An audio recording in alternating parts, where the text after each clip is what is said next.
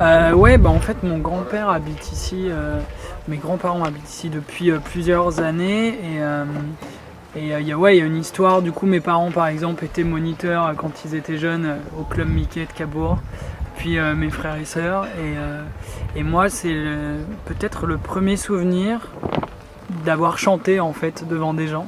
C'était pour la fête de fin d'été du club Mickey et voilà, j'ai chanté les choristes sur la plage de Cabourg. Donc un petit attachement. Team Dub pour rencontre. Ça fait un moment que je me dis que la musique me plaît trop pour arrêter, dans le sens où je sais que tu vois c'est ma passion et j'en ferai toute ma vie, ça c'est évident. Ensuite le côté professionnel, le côté carrière, le côté métier, c'est quelque chose qu'on maîtrise pas en fait. La création, à la fois il y a un processus hyper personnel. Qui, pour le coup, moi, c'est plutôt c'est assez cliché de dire ça, mais c'est quand même un besoin. Tu vois, j'ai besoin de, en tout cas, quand j'exprime ou quand j'ai des sentiments, etc. Ça me fait du bien de les poser, soit sur des textes, parce que c'est pas toujours en chanson. Ça peut être soit de la musique, soit un texte séparément. J'ai plein de carnets d'écriture ou des notes sur mon portable et je passe mon temps à écrire des trucs qui probablement n'iront jamais jusqu'au stade de la chanson. Mais ouais, il y a un côté exutoire et en même temps, il y a un côté simple aussi. Et finalement, les chansons, elles naissent pas que de toi. Elles naissent aussi des gens que tu rencontres, de ce que tu vis, des voyages, des expériences. Donc c'est un peu raconter ma vie, mais en racontant celle des autres. Un EP, un premier album qui vont sortir, j'espère d'autres ensuite, mais j'essaie de pas trop me poser de questions pour la suite. Ouais, l'enjeu de ce premier album, c'est quand même, mine de rien, de donner à nouveau confiance aux gens qui ont aimé l'EP, ce qui n'est pas forcément facile, parce qu'il y a des gens qui sont attachés à un certain univers, donc je peux pas trop non plus m'en écarter, et d'ailleurs c'est un univers que j'ai pris beaucoup de plaisir à créer. Donc l'idée est de continuer là-dedans. Ensuite, sur une dizaine de morceaux, tu peux quand même plus te faire kiffer, tenter des trucs. Donc je pense que cet album sera plus hip-hop, avec peut-être plus de touches électroniques et voilà des kiffs. C'est vrai que la reconnaissance fut rapide, mais en même temps, tu vois, je suis loin d'avoir trouvé encore un public, d'avoir des salles de concert pleines quand j'ai des concerts en province notamment.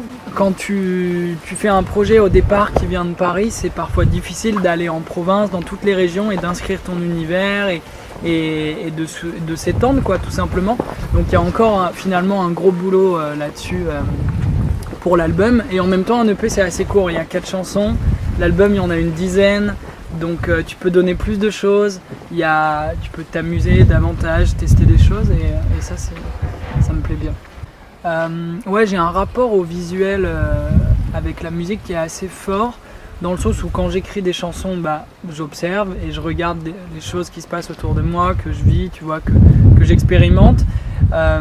Peut-être que c'est ça finalement, écrire des chansons, c'est prendre le temps de regarder ce qu'il y a autour. J'essaie de pas réfléchir justement.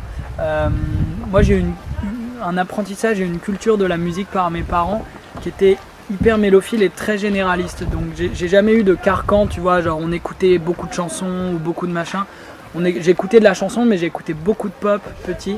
Ensuite je me suis fait ma culture électro, je pense que j'ai découvert l'électronique, la techno avec les Daft Punk, enfin techno c'est quand même violent de dire ça pour les Daft Punk, mais et ensuite je me suis fait une grosse culture hip-hop, mais finalement plutôt ces dernières années. Et j'étais dans des groupes de rock au collège, je chantais en anglais. Et ensuite j'ai été dans un groupe de reggae, j'écoute de la musique classique. Donc voilà, c'est ce qui me plaît dans la musique, c'est un peu le côté sans frontières et plutôt universel du truc. Donc non, j'essaie de pas trop me poser de questions sur mes influences et naturellement j'ai l'impression que ça se retrouve un peu dans mes chansons. Et ensuite quand je compose, quand j'écris, je vois parfois des couleurs, mais souvent aussi des images assez précises de ce qui pourrait se caler dessus. Et donc j'ai eu la chance de rencontrer un très bon copain, Hugo Pilar, qui fait mes vidéos depuis l'EP en fait. Et je trouve ça cool qu'on ait réussi à construire ensemble une image, un univers. Et j'aime bien ce côté un peu documentaire, cinématographique. Ouais, j'ai quelques anecdotes de ce côté un peu professionnel de la musique. Il y a 2 années, enfin une qui m'a marqué quand même, c'était un concert sur France Inter que je faisais avec Philippe Catherine. Je jouais avant lui et dans les loges, il est venu me voir et quand c'était l'heure d'y aller, il m'a dit allez viens on y va. Il m'a pris par la main et il m'a emmené sur le plateau quoi. Et c'était juste hyper marrant, tellement absurde, mais j'ai bien aimé. Au final c'est ça aussi qui me plaît dans ce milieu, c'est qu'on rencontre beaucoup d'artistes, beaucoup de gens et souvent des gens qui ont énormément de choses à offrir et à partager, à apprendre quoi, enfin à m'apprendre en tout cas. 3 groupes qu'il faut écouter avant de t'écouter.